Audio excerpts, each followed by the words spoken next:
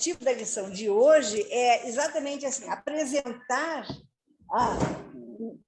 para quem está trabalhando o tema, o ser humano como uma criação divina. Nós, seres humanos, somos obra da criação de Deus, né? E somos feitos à imagem e semelhança de Deus, que é alvo do seu amor, né? Então, assim, a primeira afirmativa que a gente quer dar e dizer esse é o objetivo da classe é nós hoje temos clareza de que somos seres humanos criados, né, pela ação de Deus e que fomos feitos à imagem e semelhança dele. Imagem e semelhança vai trazer para nós uma figura de linguagem muito comum nos textos da teologia cristã, que é a ideia da imago Dei, da imagem de Deus. Somos criados à imagem de Deus. Isso é uma expressão fortíssima que durante o tempo nós vamos enfrentar, certo? Segundo objetivo para nós é demonstrar, então, que o que atrapalhou a nossa história, a nossa vida de relação com Deus, foi exatamente a questão do pecado. Com o pecado nos afastamos de Deus e as suas consequências, então, né, na imagem de Deus, em nós, na imago Dei, ficar presente em nós, seres humanos. Se essa relação, a criação de Deus, né, em nós, ela é verdadeira, profunda e inteira, com a noção do pecado, a gente, então, se afasta disso. E a gente cria um vazio, um espaço de vazio nessa comunicação entre Deus e o homem. Estamos construindo aqui uma ideia de antropologia, né, cristã. E, por último, então, é o objetivo da nossa lição indicar a importância da missão e da evangelização na restauração da imago Dei nas pessoas. Então, a gente, na história da criação, fomos criados à imagem e semelhança de Deus, não é? Pecamos, nos afastamos de Deus, e aí Deus nos oferece uma outra possibilidade de retornar nessa relação. Exatamente esse retorno, né? essa ideia de voltar a nos relacionarmos com Deus é que nos torna, né? Mostra para nós a importância do nosso trabalho, já daqueles que estão no pleno exercício da relação intensa com Deus, de nós, então, pregarmos isso, evangelizarmos, né, e realizarmos a missão, que é ajudar a todos aqueles outros que ainda não conhecem essa segunda possibilidade de relação com Deus, de se aproximarem mais dessa realidade. Essa é um pouco da nossa ideia, né? Que anotações são importantes para a gente começar nesta aula de hoje, assim, para a gente se aproximar um pouco mais disso que a gente tem como propósito para a aula de hoje. Nessa lógica da lição de hoje, que coisas a gente precisa ter claro? Primeiro, não é?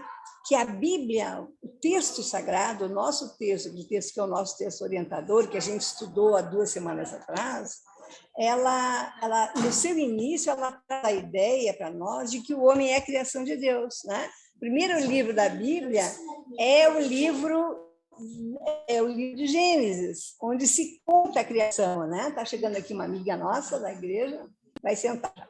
Então, a primeira afirmativa importante é que a Bíblia já começa enfrentando a questão da criação do homem, né? Deus cria o homem à sua imagem e semelhança, né? Depois, a segunda ideia interessante é que, por causa disso, nós podemos nos relacionar com ele, porque nós somos criação dele. Então, nós somos decorrentes da natureza de Deus.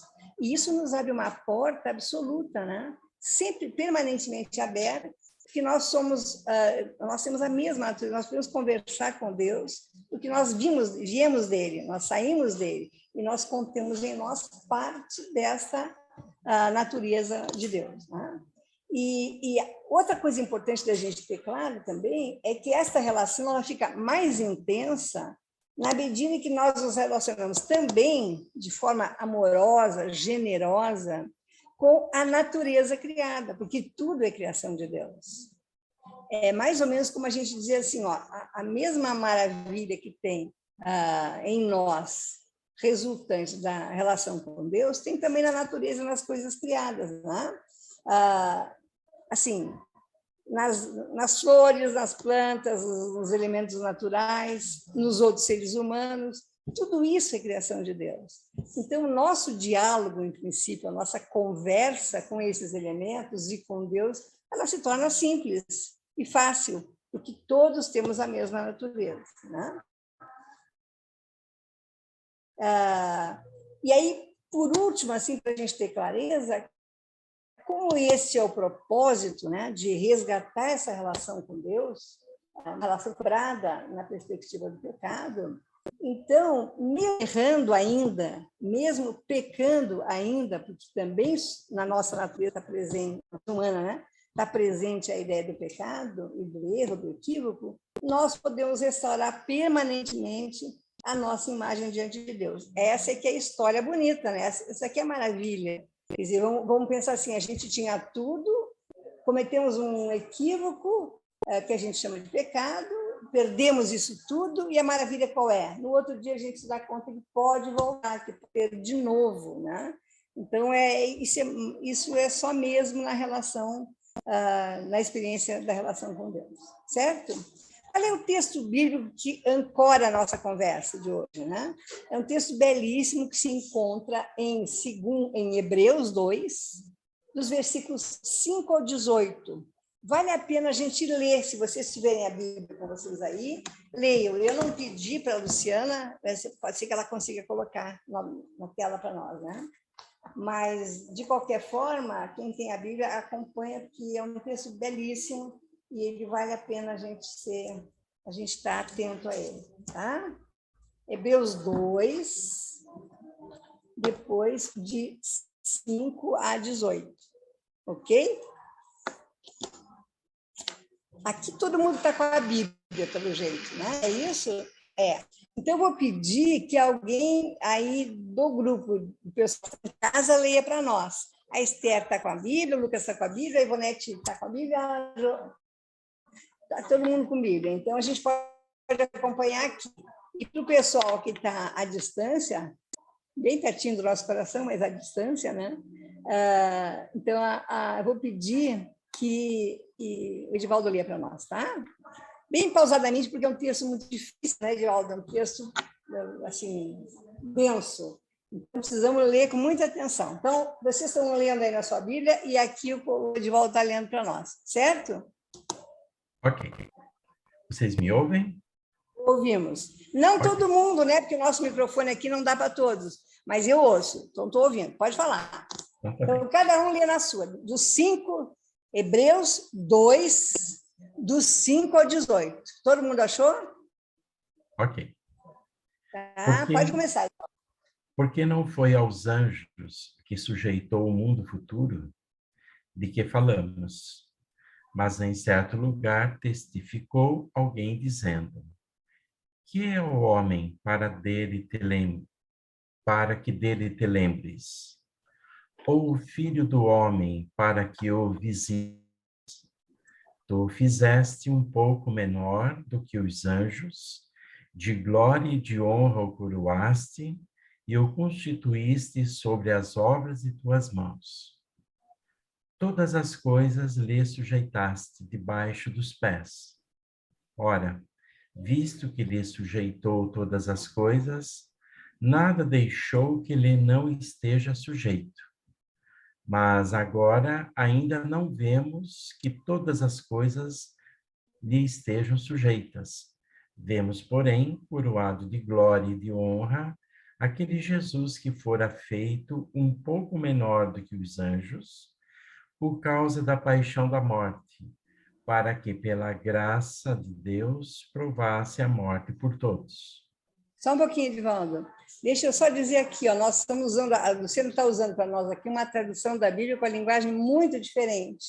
Então, assim, para a gente não estranhar. A gente terminou o versículo 9 agora, tá? Então, vamos entrar no 10, para quem não está ouvindo e está acompanhando a leitura, tá? Vamos lá. Porque convinha que aquele para quem são todas as coisas e mediante quem tudo existe, trazendo muitos filhos à glória, consagrasse pelas aflições o príncipe da salvação deles. Porque assim o que santifica como os que são santificados são todos de um, por cuja causa não se envergonha de lhes chamar irmãos, dizendo: anunciarei o teu nome a meus irmãos, cantar-te-ei louvores no meio da congregação. E outra vez, porei nele a minha confiança. E outra vez, eis-me aqui a mim e aos filhos que Deus me deu. E visto como os filhos participam da carne e do sangue, também ele participou das mesmas coisas, para que pela morte aniquilasse o que tinha o império da morte, isto é, o diabo, e livrasse todos os que, com medo da morte, estavam por toda a vida sujeitos à servidão. Porque, na verdade, ele não tomou os anjos, mas tomou a descendência de Abraão. Pelo que convinha que em tudo fosse semelhante aos irmãos, para ser misericordioso e fiel sumo sacerdote naquilo que é de Deus, para expiar os pecados do povo. Porque naquilo que ele mesmo, sendo tentado, padeceu, pode socorrer aos que são tentados. Obrigada, Edvaldo. É um texto bem denso, né? Quem acompanhou está se dando conta. É um texto quase que, como a gente diria, pesado, um texto que precisa estudo, né? Aprofundamento, porque ele é um texto com muita carga teológica mesmo. E agora a gente vai entender um pouquinho disso quando a gente olhar para a Carta aos Hebreus, né? Que é o livro que a gente está lendo na Bíblia. Então, assim, o que a gente precisa ter claro antes de começar a discutir as coisas que estão postas nesse texto? Primeiro, assim, que a carta ou epístola de Paulo aos Hebreus, segundo os estudiosos, vocês podem dar risada, porque é mesmo uma piada para a gente rir, a gente, nos seminários, quando a gente estuda teologia, a gente aprende que a carta de Paulo aos Hebreus não é carta, não é de Paulo e não é aos Hebreus. Essa é a piadinha que a gente aprende, né? Como assim não é carta? Está lá escrito na Bíblia que é carta? Como que não é de Paulo, está lá a autoria de Paulo? Como que não é aos Hebreus, você está lá a carta aos Hebreus?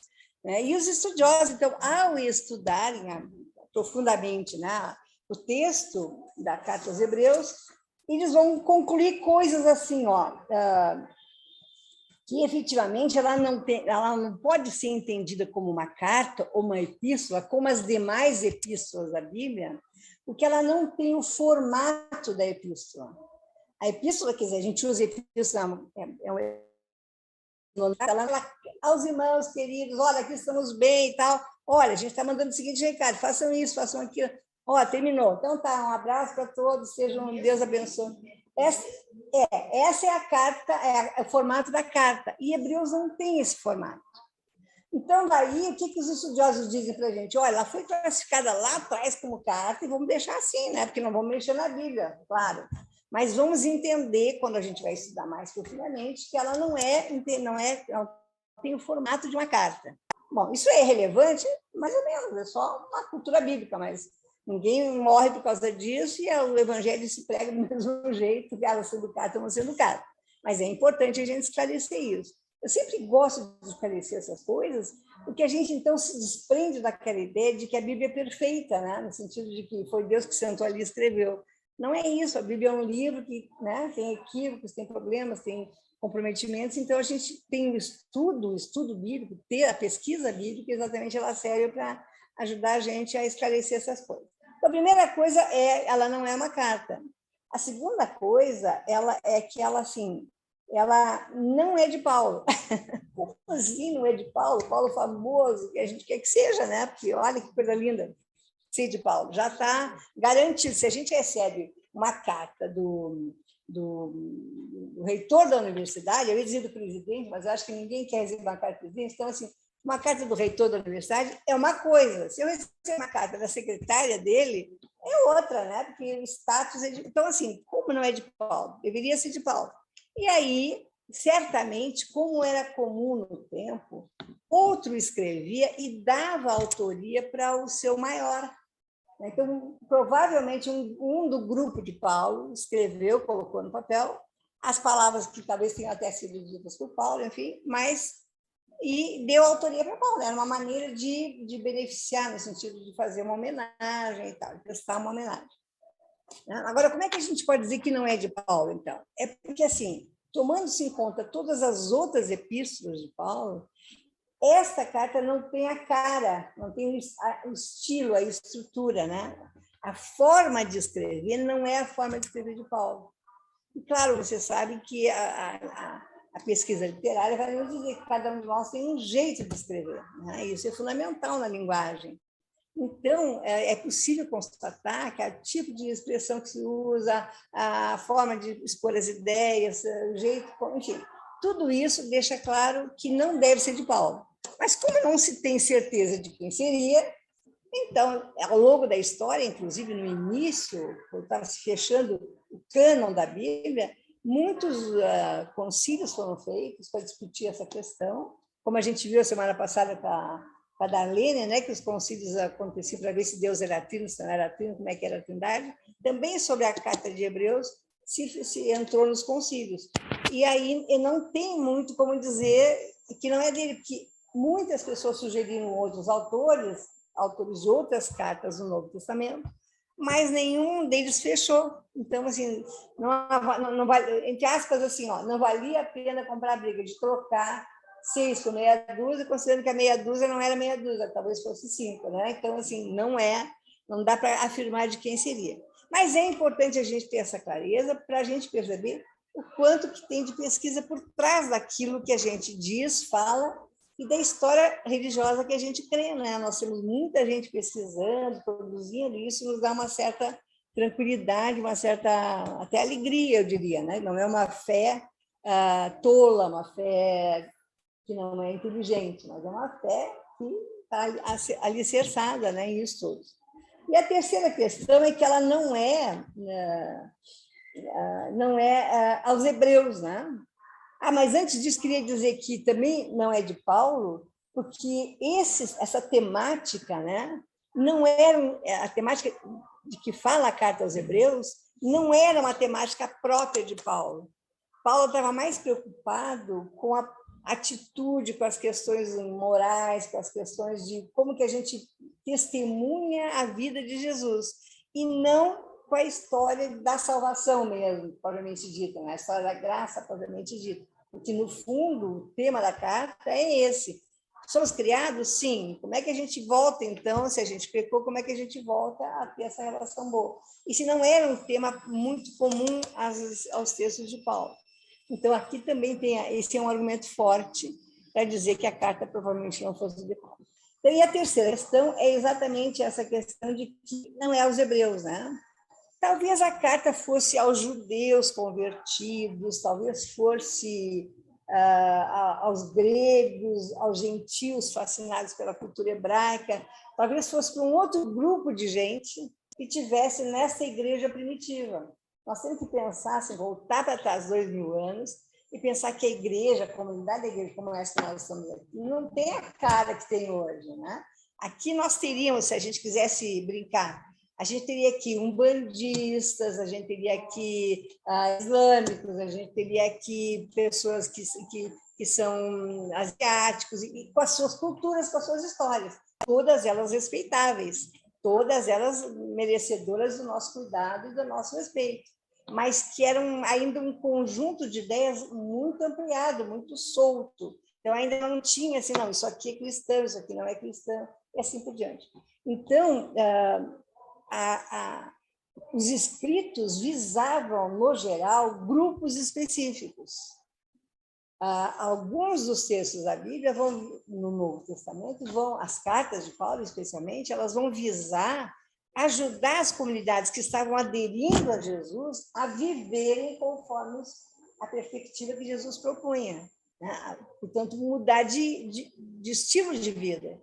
Mas, junto com essas pessoas que estavam aderindo efetivamente a Jesus, tinha gente que não estava ainda aderindo, mas que estava indo lá para dar uma sapiada, para conhecer, para perceber. Então, ó, não é aos Hebreus, porque ela é muito ampliada, ela fala de coisas que, em princípio, já seriam resolvidas para os cristãos, mas ela inclui, né, no texto. Então, isso também é uma outra dica de que talvez não seja aos Hebreus. Né?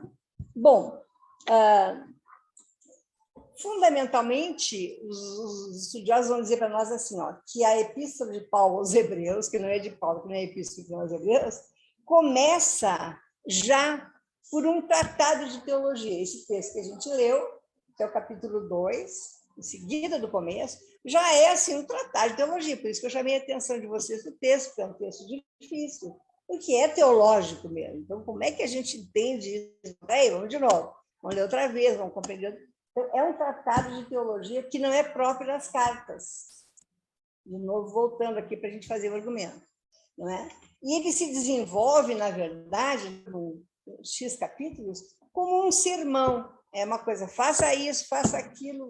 Né? Quando a gente assiste o sermão, como a gente assistiu belíssimo hoje a nossa pastora, é um sermão, o sermão é sempre assertivo, ele não está discutindo. Aquilo que está sendo dito está sendo afirmado, é assim mesmo.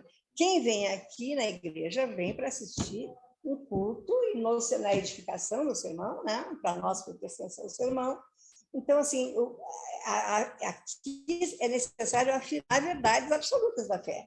Se discordar não é a hora da gente discutir. A hora, aliás, até é essa aqui da escola dominical, quando a gente se junta para conversar, né? Bom, então, assim, a carta começa como um tratado teológico, ela caminha na direção de um sermão, ela se torna um sermão, depois, assim, forte, ó, é isso, é aquilo, é aquilo outro, né? Pena que a gente não tem tempo de ler, mas eu recomendo que vocês leiam em casa depois toda a carta, porque é muito bonita. E aí sim, no final, ela termina como uma carta, se despedindo e tal, enfim. Então, ela é meio misturada, é uma miscelânea vamos dizer assim, de estilos literários, certo? Fale bem. Pode, claro, só um pouquinho. Agora nós vamos levar para a amiga aqui fazer pergunta para vocês ouvirem. Vamos ver se está dando certo, Luciana. Espera um pouquinho só. Ela vai levar aqui.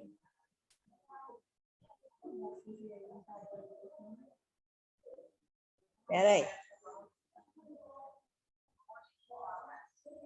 Vamos ver se vai dar certo. Veja se vocês estão ouvindo. Pergunta. Pode perguntar normal. Está falando comigo. Rosa,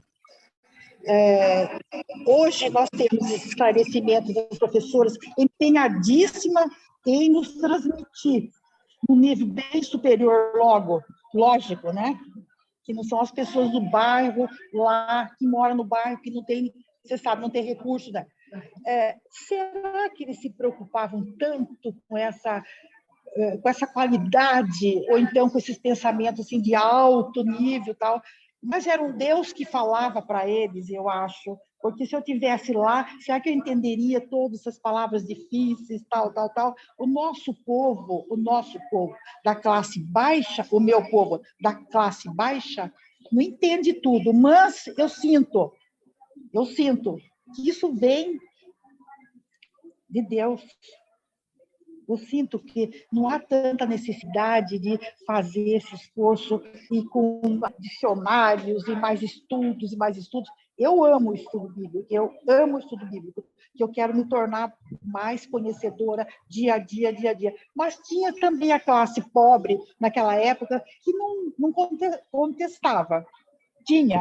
Existia isso? Me explique um pouquinho só, por favor. Então, assim, ó, vamos pensar duas coisas. Uma que as pessoas elas não podem ser niveladas, assim, claro, né? Então, tá, uma tem mais capacidade acadêmica, estudou mais, desenvolveu mais, outras menos. Só que nós não estamos falando de uma ciência comum.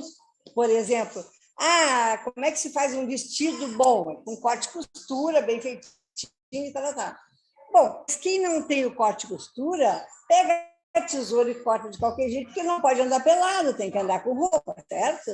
Então, assim, na verdade, nós buscamos mais do que nós temos. Se a gente quer menos, a gente não vai buscar tanto, porque a gente se contenta com menos. Então, assim, nós não estamos falando de uma ciência exata aqui, e nem de uma religião que seja acima, né, do entendimento, ou de entendimento apenas para poucos. Ela tem que ser entendida por todos.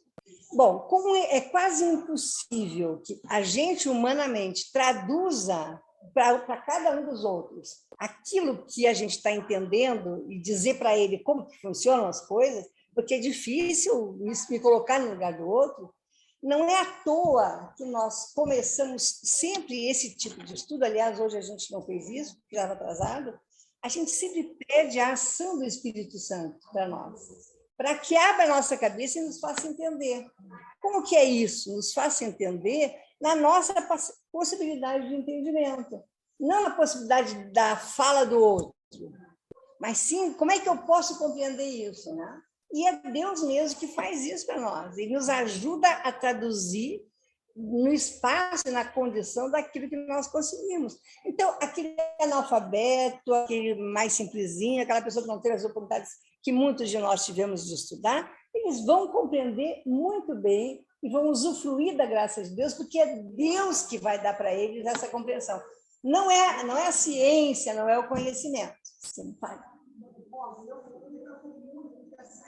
Uma coisa, eu digo, meu Deus, vou falar em 3, 4, 5 palavras, e será que eu consigo? Tá. Ela está dizendo assim, ela está reagindo assim, para vocês que não estão ouvindo aí.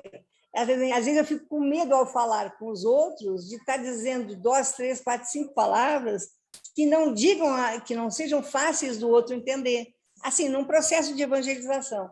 E eu diria assim, simples, fácil e simples.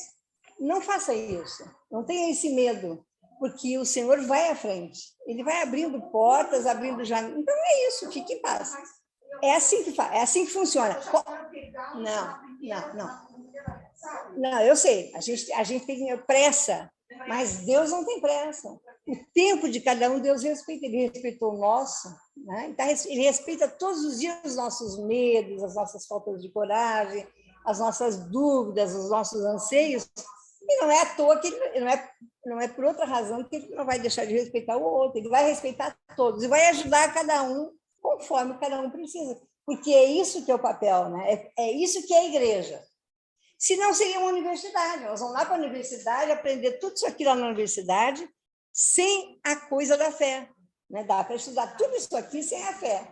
Mas por que nós somos na igreja? Porque tudo isso que a gente sabe está aqui, permeado por uma outra coisa que se chama fé. Fé em quem? Num Deus maravilhoso, num Deus que ama, num Deus que é fascinante, não é? Que tem dá e que ama com generosidade. Então, essa preocupação nós não temos que ter, tá? Tudo bem? A graça de Deus é para todos. E eu acrescentei, ela fez só um comentário, não foi uma pergunta. E eu acrescentei, para todos nas suas diferenças. Porque o amor de Deus é absoluto, né? É a melhor forma de amor possível. Vamos pensar assim, eu queria amar meu filho, mas ele faz isso, faz aquilo. Não importa.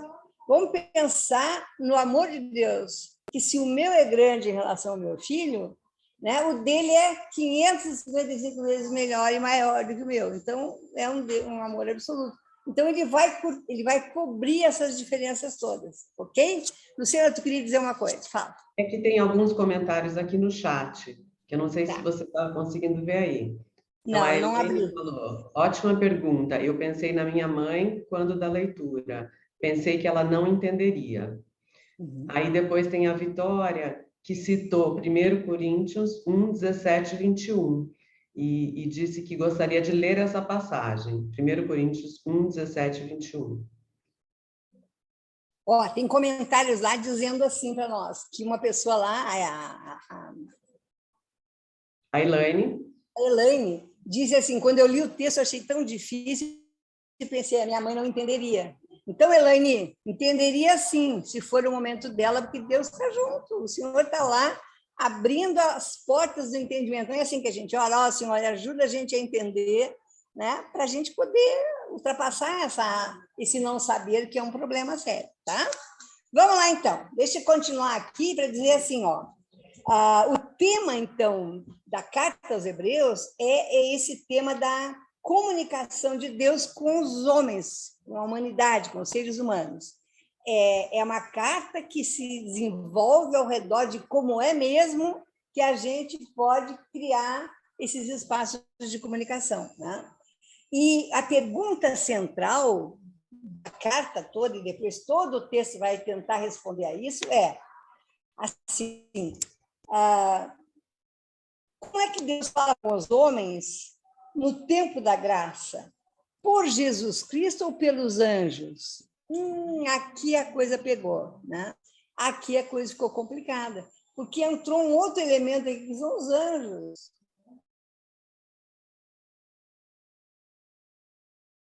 A gente discute essa questão hoje, mas naquele tempo se discutia.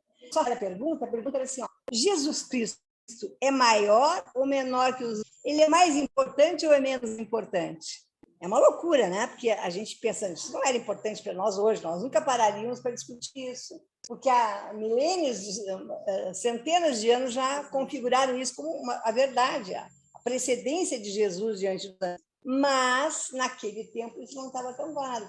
Então, por isso que a pergunta é, como é que, na verdade, Deus fala com os homens, pessoas, nesse tempo de graça? No tempo da graça, Jesus é aquele que salva. Jesus é aquele que vem para contar da graça de Deus, né? E para dizer, é possível ter salvação, é possível aquele que aderir a mim, aquele que me salva, aquele que ama e que me reconhece como Senhor e Salvador, então se aproxima de novo de Deus, né? A partir do pecado, da noção do pecado. Tudo bem? Olá, Oi? tudo bem? Bom dia. Oi, Vitória, tudo bem? Como vai? Então, quando essa pergunta sobre o entendimento, a dificuldade da palavra surgiu, imediatamente eu lembrei de 1 Coríntios 1, do 17 ao 21. Quer dizer para nós? Eu gostaria de ler. Fala assim, porque Cristo... Então, deixa eu falar aqui um pouquinho. A menina que está assistindo conosco, ela lembrou de um texto em 1 Coríntios, quando se perguntou sobre a possibilidade do entendimento. Então, vamos lá. Pode ler para nós, Vitória. Porque Cristo enviou-me não para batizar, mas para evangelizar, não em sabedoria de palavras, para que a cruz de Cristo não se faça vã.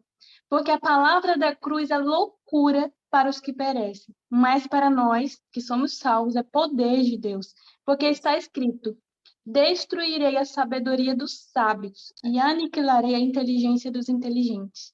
Onde está o sábio? Onde está o escriba? Onde está o inquiridor deste século? Porventura não tornou Deus loucura a sabedoria deste mundo? Visto como, na sabedoria de Deus, o mundo não conheceu a Deus pela sua sabedoria. Aprove Deus salvar os crentes pela loucura da pregação. E logo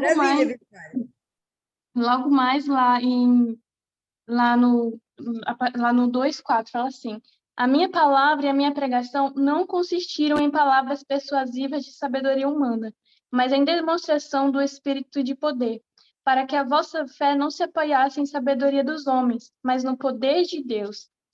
Ora, o homem natural não compreende as coisas do Espírito de Deus, porque lhe parecem loucura, e não pode entendê-las, porque elas se discernem espiritualmente. Ou seja, eu acho incrível que a palavra de Deus, ela não é discernida de forma natural. E isso está escrito. O próprio Jesus, quando ele veio, ele se tornou acessível a nós. E isso nas palavras, através das parábolas. Mas quem nos dá um entendimento, por mais que a gente faça o uso instrumental da nossa razão, quem nos dá um entendimento espiritual, o discernimento espiritual, não é a nossa razão. É exatamente o Espírito Santo. E isso é acessível a todos. Muito boa a tua contribuição, Vitória. Obrigada, viu? Porque, na verdade, é bem isso. Agora, na verdade, o conhecimento humano, ele nos ajuda a compreender, mas a ação é do Espírito Santo de Deus. Isso eu acho que é uma coisa que a gente não tem dúvida nenhuma, e esse texto de 1 Coríntios que tu lesse, ele só fecha aí. A nossa preocupação tem que ser sempre apenas a seguinte, de que a gente não deixe de estudar, não deixe de pesquisar, não deixe de ler, não deixe de procurar soluções e esclarecimentos sobre as verdades bíblicas, para que a gente não fique apenas esse repeteco, né, do próprio texto bíblico ou de coisas que as pessoas dizem, sem ter a participação da inteligência humana, porque a inteligência humana também foi criada por Deus, né? Nós vamos ver agora em seguida que quando Deus cria, ele cria o ser humano na sua totalidade. Isso inclui a inteligência, os sentimentos, os afetos, uma série de outras questões, certo? Podemos seguir, então? Veja, sim. Quero fazer uma provocação. Bom, só que a gente vê também que, principalmente nos tempos que nós estamos vivendo, provavelmente isso acontecia também no passado, que alguns religiosos usam a ignorância do povo para manipular o povo para fazer o que querem. E assim, a ignorância no sentido mesmo de compreensão da palavra de Deus, de compreensão dos ensinamentos de Jesus. Né? Jesus ensina uma coisa, esses religiosos interpretam outra, ensinam essas pessoas outra, e acredito eu que não é por falta de fé dessas pessoas, mais simples, mas por falta de ter essa oportunidade que a gente tem de conhecer de fato o que a Bíblia está dizendo. Ótimo, Ivonete. Eu acho que tu tocaste no ponto fundamental. Quer dizer, nós não podemos ficar à mercê da interpretação equivocada ou da interpretação, às vezes, pouco esclarecida de algumas lideranças religiosas que a gente vê aí o que está sendo feito, né? Assim, a partir da ignorância das pessoas mesmo. E essa ignorância acaba sendo até conveniente, né? Para muitos desses pregadores, eu diria assim, desses pregadores comerciais da palavra, né? Que fazem um comércio da palavra. Eu acho que é bem isso, está bem claro, eu acho que para nós, mas foi muito bom o teu comentário, Vanessa, tá? Eu acho que só hoje, Idade Média, por exemplo. E pior ainda, claro. Vocês não estão ouvindo que ela não falou no telefone, mas eu vou dizer, não é só hoje isso acontecendo, né? Por exemplo, na Idade Média, em tempos mais remotos, essa ignorância, que era mais comum até, né? A ignorância no sentido do letramento até, né? Era então, assim, cenário propício, né? para pregações equivocadas de uma série de questões, de interpretações equivocadas. Né? Bom, muito bem. Então, na verdade, a lição nossa, ela se direciona para aquela questão dos anjos lá que nós estávamos falando antes, né? Que eu considero realmente hoje de menor importância. Mas eu não quero deixar de falar sobre ela, porque a própria lição nossa, depois quem quiser ler, ou já leu, vai acompanhar no texto, que no passado Deus falou, né, por inúmeros... através de inúmeros canais, eu vou chamar assim, os profetas no início, lá no Antigo Testamento, né? Depois ele falou pelos anjos que apareciam, muitos anjos em sonhos, né? Ela Maria recebeu o sonho,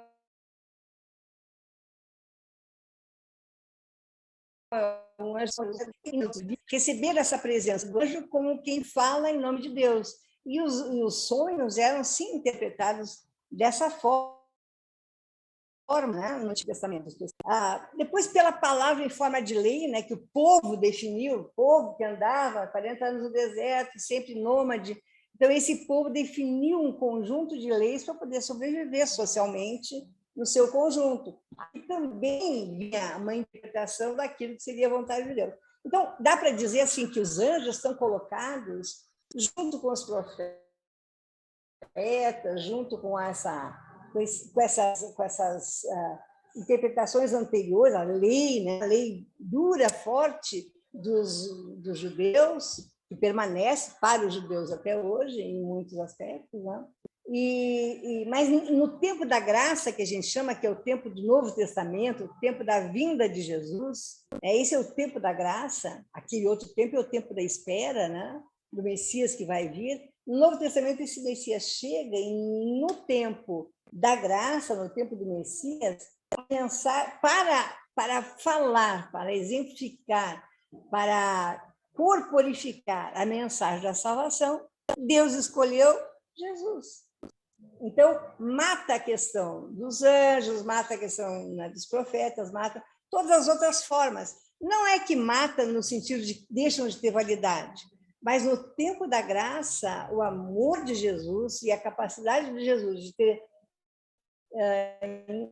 se incorporado numa figura humana como nós, para poder dialogar conosco, é o canal mais forte escolhido por Deus mesmo para que isso acontecesse, certo?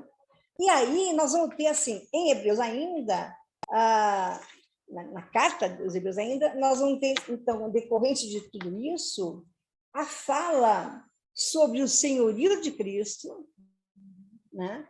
E sobre a sua superioridade, então, diante dos anjos que eram canais de revelação de Deus. Se vocês olharem no Novo Testamento, a gente vai ter a história dos sonhos e dos anjos poucas vezes mencionada, bem menos vezes do que no Antigo Testamento, certo? Então, vamos entender que Jesus como esse canal que vem em nome do Senhor para efetivamente resolver, né, a questão de como é que a gente se reaproxima de Deus na nossa caminhada histórica, né, na nossa visão antropológica aí, de papel do ser humano nessa caminhada de relação com Jesus, com o Senhor, né? Bom, quando a gente entra, então, vamos para o caminho fundo dessa questão, a gente encontra na lição de hoje 2 elementos fundamentais. Quem tem a revista consigo sabe do que eu estou falando. Primeiro que o ser humano, como imagem de Deus, ele tem vários aspectos aqui a gente a ser discutido. E depois que o pecado trouxe corrupção, a imagem divina no ser humano, mas o novo nascimento pode mudar essa realidade. E o pecado é um problema? Sim, é um problema. Mas ele pode ser resolvido? Sim, ele pode ser resolvido, né? A graça dessa história da graça, agora estou brincando, né? A maravilha dessa história da graça é que nós temos uma segunda chance, né? Então, e aí, assim, rapidamente, o horário já está fechando aqui, né? Nós podemos afirmar coisas assim, que o ser humano foi feito um pouco menor do que os anjos. Então, assim, se a gente fosse fazer uma escala, é Deus, é Jesus, são os anjos e são os seres humanos. Os anjos estão um pouco acima de nós, mas eu diria assim, ó, um pouco sem tarefa. Estou brincando, né? Mas é a minha maneira de traduzir. A ideia dos anjos nos serviu muito bem no Antigo Testamento, quando a gente não tinha a personificação de Deus em Jesus Cristo. Quando a gente encontra essa figura de Jesus que assume o seu papel, então os anjos ficam em outro lugar, né? E isso não é mais uma preocupação nossa hoje. Efetivamente não é, né? E é uma coisa, se pensar nos anjos... Não sei tem uma... Ah, tá. Que é acostumado, uma pergunta que vamos esperar, gente. Na verdade, só uma contribuição. Se pensar nos anjos era uma loucura, ou é uma loucura, realmente é uma loucura pensar num Deus encarnado, né? Não, é loucura. Os gregos, por exemplo, têm isso aí, mas eles encaram como mitologia. Mas, assim, eles têm os deuses que materializam, né? Mas, assim, é encarado mesmo como mitologia, é mitologia. E nós não é mitologia, é real. É loucura mesmo. Só pela fé mesmo. Ivonete, mesmo na mitologia, só para a gente clarear isso, ó, nós não temos as figuras mitológicas, elas não são absoluta encarnação do humano da época. Elas são super-heróis. Os mitos, né, as figuras que aparecem nos mitos, são sempre assim, poderosos. Não, são Deus personificados? São, entre aspas, mas não personificados na ideia do humano na sua fragilidade. Eles são deuses que mantêm esse aspecto da divindade e dos poderes, né? É diferente do ser humano normal. Não, mas eles são encarados, são conhecidos como mitos. Sim, é mitologia. Tá. E o nosso é de verdade, não é? É. Então, quando você fala assim, é real, para quem não crê, é loucura. A Ivonete está dizendo de novo assim, né, que nos mitos, a mitologia é entendida como uma personificação real dos deuses. E para nós, não. O Jesus é a figura mesmo humana, né? Toma a figura humana, e isso faz uma diferença muito grande. Né? A outra coisa que a gente precisa dizer é que Deus constituiu cheio de glória e honra, né? O texto do início, lá, que nós já lemos todo, que é tão denso, ele se constituiu cheio de glória e de honra. E a doutrina cristã da humanidade como imagem e semelhança de Deus, ela implica na capacidade humana de estabelecer comunhão com o Criador. Dizendo de outro jeito, né? Nós somos imagem e semelhança de Deus não à toa, não por nada, mas nós somos porque nós recebemos com esta possibilidade a responsabilidade de estabelecer a comunhão com o Criador, porque nós somos os únicos seres capazes de falar com o Senhor, né? De chegar próximo, de criar esse vínculo, recriar o vínculo, né? E isso é uma coisa fundamental, né? O Wesley, e aí eu vou chegar naquela questão da inteligência. O Wesley, nosso entre aspas, herói aqui, né? Nossa figura tão importante no metodismo, ele vai trabalhar essa ideia da imagem e semelhança compreendida sobre 3 aspectos. Wesley vai dizer assim, ó, esta imagem de Deus pode ser uma imagem moral. Nós, humanos, carregamos uma imagem moral de Deus. Quer dizer, uma imagem vinculada com a ideia de virtude, de amor, de justiça, de pureza, de santidade. Depois ele vai dizer assim, ó, além disso, nós somos constituídos à imagem e semelhança de Deus a partir de uma imagem natural, que é o quê? É que o ser humano é dotado de inteligência, de vontade livre e de sentimentos. Todos eles são reais e eles todos devem ser utilizados. Não tem por que não utilizar algum. Se nós somos constituídos deles, vamos usá-los. Então, voltamos à questão da inteligência. Precisamos, sim, estudar, precisamos, sim, nos abastecer de conhecimento, precisamos, sim, né, pesquisar, porque isso também é da vontade de Deus, que Ele nos constitui com inteligência também para isso. A terceira imagem que o Wesley vai dizer, da imagem e semelhança da gente com Deus, é a imagem política, né? Que é o poder ou a habilidade do ser humano de administrar, de reger o mundo criado por Deus, no sentido de que nós também somos constituídos como aqueles que são capazes de organizar um entorno. E isso tem a ver profundamente hoje com a discussão que está se fazendo sobre a ecologia, sobre o meio ambiente, tudo isso, né? No sentido da gente cuidar dos bens todos que nos estão afetos, né? Como responsabilidade também. Bom, e aí, nessa sequência, o texto vai explorando muito essa imagem, essas ideias da imagem de semelhança. Eu estou um pouco preocupada com o nosso tempo, desculpem, aí eu não gosto de fazer aula corrida assim. Então, eu vou só caminhar um pouquinho mais rápido mesmo e lembrar que cada um de vocês recebeu aqui o textinho que eu faria, né?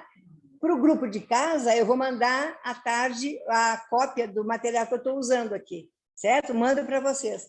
E a gente pode, na semana que vem, se for necessário, abrir uns 5, 10 minutinhos no início para conversar. Se não for necessário, maravilha. Eu vou caminhar já para o fechamento da lição, tá? Já para o nosso finalmente aqui.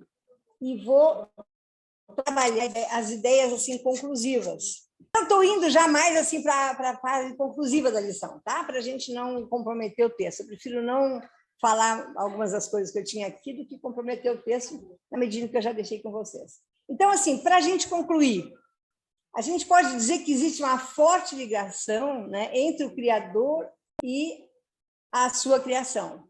Claro, né, está garantido, quando Deus nos cria, Ele nos cria a imagem e semelhança. Às vezes eu fico pensando que talvez a gente não tenha nunca se apropriado dessa ideia. Nós somos parte, é como se a gente dissesse assim, nós temos a natureza de Deus em nós, não é? E isso é uma coisa do outro mundo, vamos pensar. É a riqueza da riqueza, eu diria, né?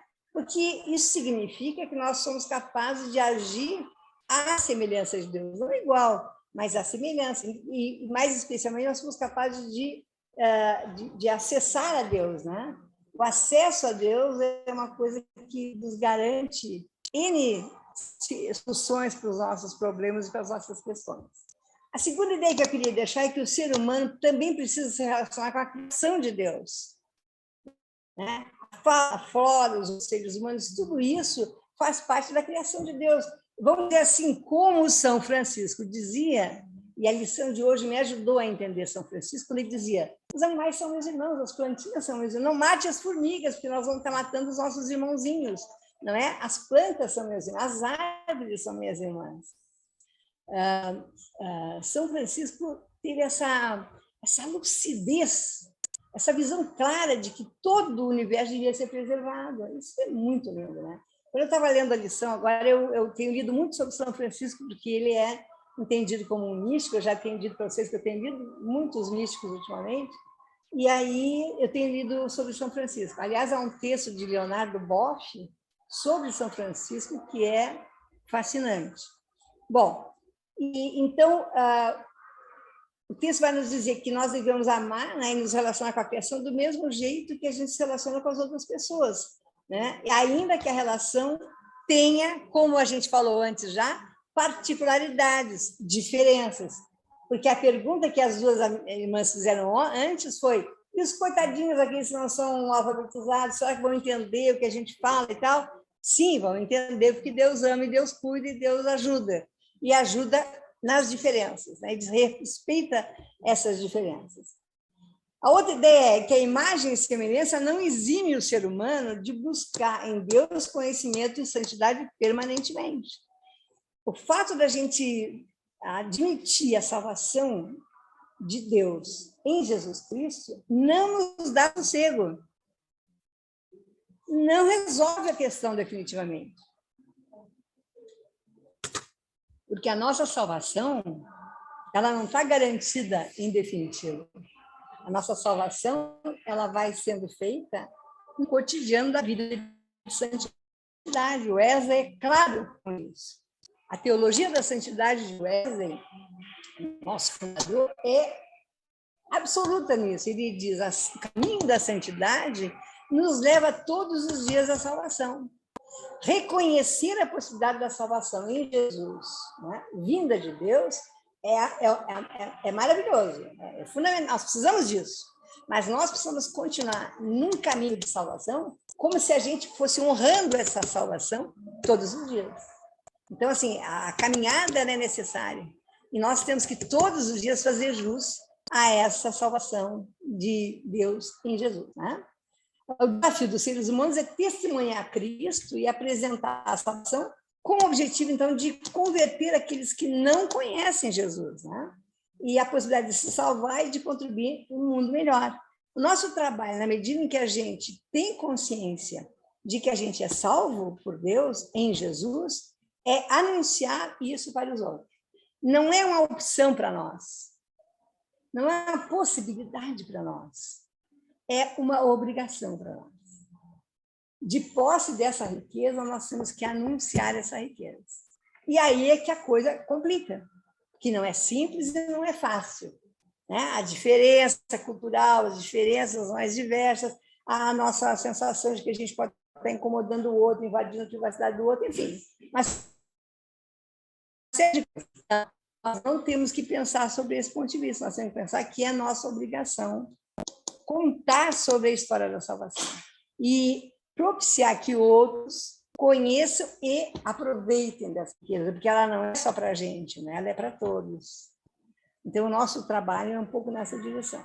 Para terminar, os seres humanos não foram feitos para viver sós. Olha que loucura que é isso. Os seres humanos não foram feitos para viver sós, mas para relacionar-se com outras pessoas. É no encontro com o outro que nós nos completamos e que o amor, princípio fundamental da nossa fé, pode ser vivido amplamente. Essa capacidade de amar e construir relacionamentos nos torna semelhantes ao Senhor. Olha que loucura que é isso. Então, veja bem.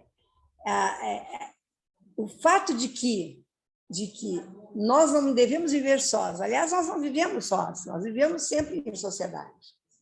E na vivência nós trocamos, nós usufruímos desse amor de Deus, né?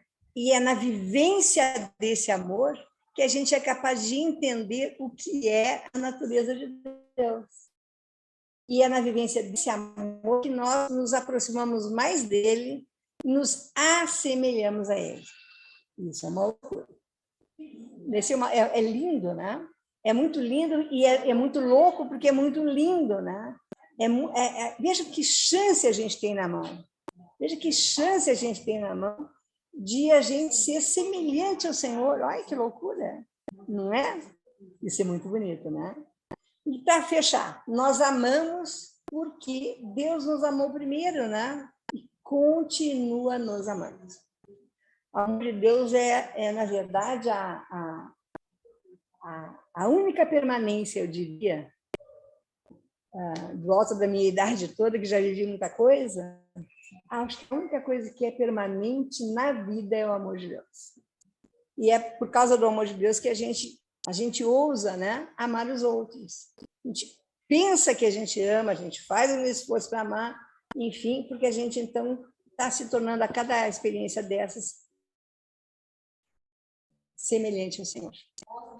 A colega aqui está dizendo que nós somos privilegiados porque somos, parece que, escolhidos para ouvir a palavra e entender a palavra de Deus. Não é? E eu disse, não, mas quando a gente tem desejo, a gente busca, isso vem, né? Só que eu vou tentar traduzir o que as colegas estão dizendo aqui junto, que foi um privilégio nesse domingo estar ouvindo a palavra de Deus sendo explicada. E eu quero dizer assim, é um privilégio poder repartir isso com os irmãos, né? Isso é muito bom. Então, antes da gente terminar, vou só desejar uma boa semana para todo mundo, que Deus abençoe. Me perdoem porque a gente não fez uma classe mais participativa hoje, que eu tenho dificuldade de administrar e também a gente começou muito tarde. E que todo mundo esteja aqui no próximo domingo, que a gente vai fazer feriado só no dia 17, tá bom? Um beijo para cada um. Vou dizer... Foi ótimo. Deu para todo mundo participar, foi bom. Passar o microfone assim foi bom. Vamos lá. Santo Deus e Pai, nós te louvamos, Senhor, pela alegria de estarmos aqui, Senhor, conhecendo um pouquinho mais de Ti, ó Pai, estudando a Sua palavra, Senhor. Nós queremos, a Deus, que esse não seja um privilégio, Senhor, mas que esse seja uma oportunidade para que todas as pessoas possam também Te conhecer, Senhor. Em nome de Jesus que nós oramos e também já agradecendo pela semana maravilhosa que o Senhor tem preparado para nós, Senhor.